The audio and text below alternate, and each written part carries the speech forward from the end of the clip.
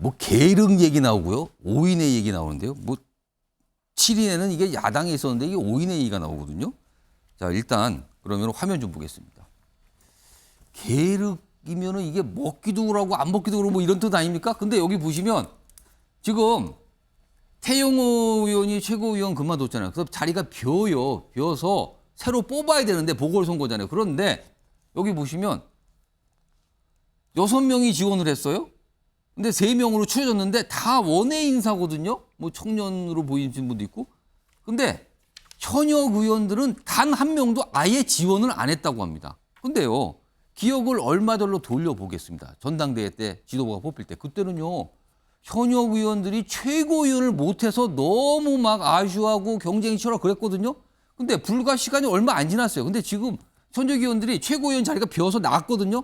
아무도 관심을 얻고 도전을 안 해요. 원외 인사들만 왔어요. 그것도 달랑 6명이에요. 경쟁률도 높지도 않았어요. 이렇게 된 겁니다. 이게 지금 궁금해지는 거거든요. 도대체 왜 이러는 건지. 자, 그럼요. 이와 관련해서 얘기하신 분이 있습니다. 들어보겠습니다.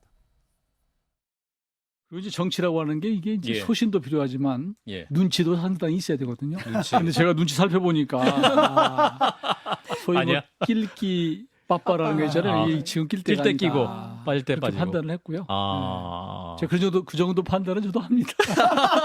저는 뭐 그 중에서 이제 한 사람 정도는 그런 교감이 있었다고 제가 알고 있습니다.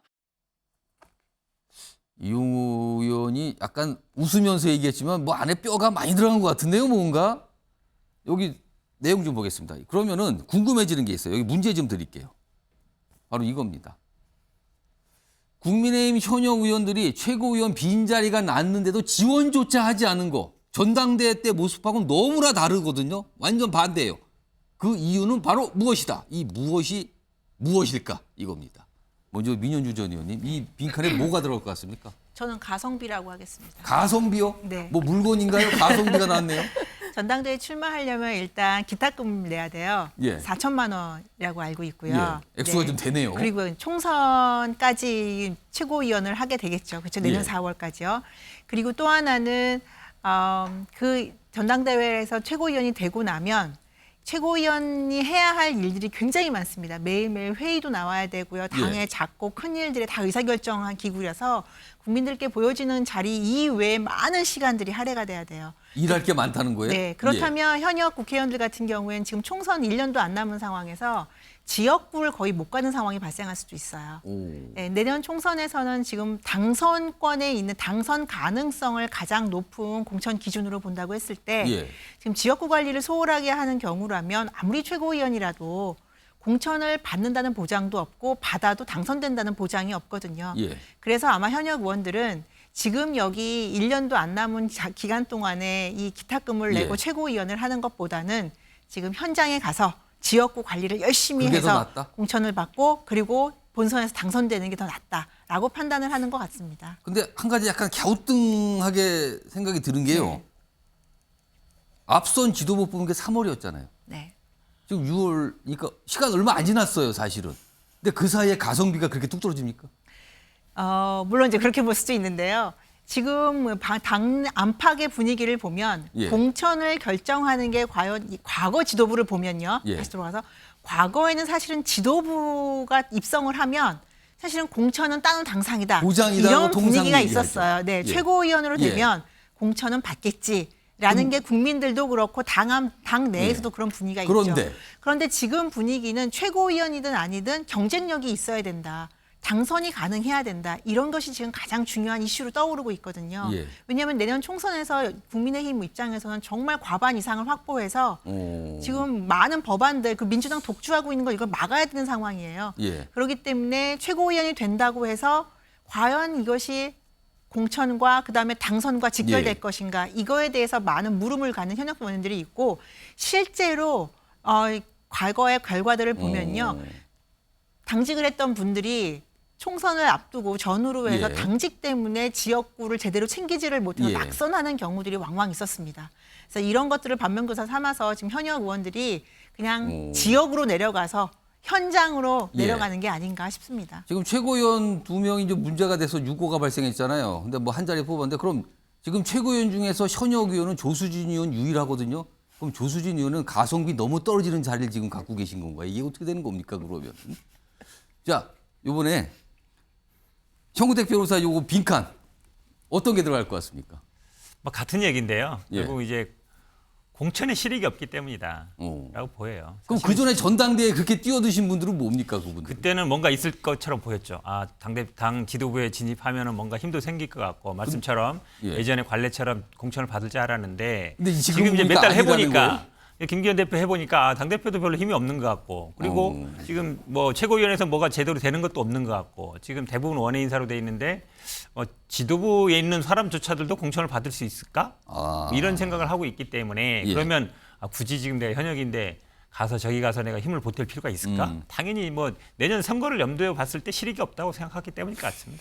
자, 시간이 빨리 가서 속도 좀 내보겠는데요. 여당과 관련된 내용이 하나 더 있거든요. 두 분은 뭐 이 내용 포함해서 제가 발언기 하나씩 드릴게요. 일단 이용호 의원 아까 영상에 잠깐 나왔는데 최근에 말을 한마디 하신 게 엄청 논란이 돼버렸거든요.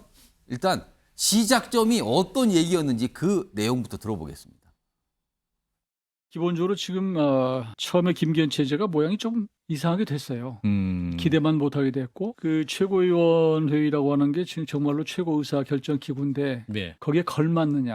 아하. 혹시 이거 뭐 들러리냐? 사실- 실제로 중요한 핵심 그렇죠. 의사 결정은 다른 데서 하는 거 아니냐? 용산 아니냐? 용산이 아니고 당내에서도 예. 그래서 뭐 오인회가 있다 뭐 이런 얘기들이 있다 보니까 예. 여기서 등장한 뭐 김기현 대표 체제 약간 뭐 요새 이상하다 그리고 5인의 얘기를 딱 꺼내면서 이게 논란이 된 거예요. 그러자 김기현 대표도 반응을 보이고요.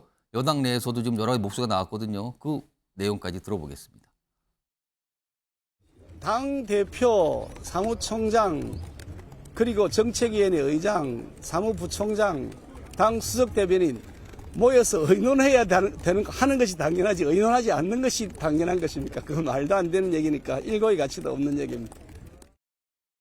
사실 5인 회는 그냥 나온 거지. 저는 실체는 없을 거다. 의사결정 구도에서. 왜요? 네, 그렇게 돌아갈 리가 없다. 왜냐하면 공식 회의 체제 안에 있는 사람들이 회의를 한다는 거 아닙니까? 근데 오히려 그렇게 돌아갈 리가 별로 없고 명단을 짜라면 좀 다르게 짤 것 같은데 그 명단은 다음 주쯤에 공개하고. 예. 그러니까 저는 오히려 이런 것이 나오는 세태가 지금 불투명해 보인다. 국정 운영과 당 운영이 이런 걸 의미하는 거다. 알겠습니다.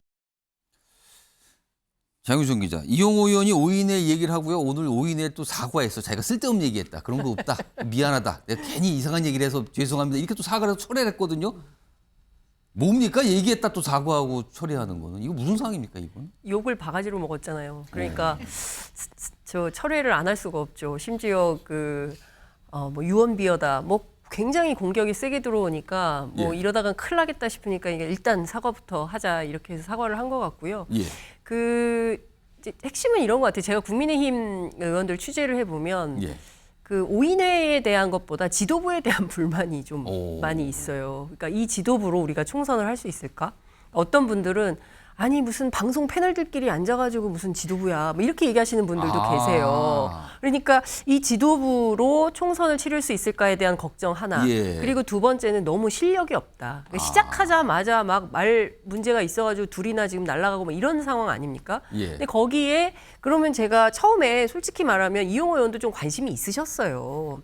예. 본인이 이 보궐 최고위원 빈자리에 관심이 있었다 물망에 올랐거든요. 저도 전화 통화를 했었습니다. 예. 이게 관심이 있으셨는데 어쨌든 이분뿐만 아니라 다른 그러니까 물망에 올랐던 뭐 박성중 의원이라든가 등등 제가 연락을 해보면 핵심 키워드가 하나 나옵니다. 지도부로부터 연락이 없다. 그러니까 전화가 와야 좀 확약을 받고 예. 출마 결심을 하는데 그게 아니었기 때문에 좀 망설이다 어쨌든 이렇게 된 상황인 것 같고요. 핵심은 저는 어쨌든 총선 앞두고 국민의힘 지도부가 보다 더 역량 있는 시스템을 갖춰야 되는데 그게 안 되니까 저러한 비판들이 나오는 게 아닌가 싶습니다. 윤희석 대변인께는요. 일단 최고위원 자리 값이 왜 이렇게 떨어졌습니까? 값이 떨어졌다기보다 아까 두 분이 말씀을 하셨는데 물론 그런 이유도 있겠는데 예.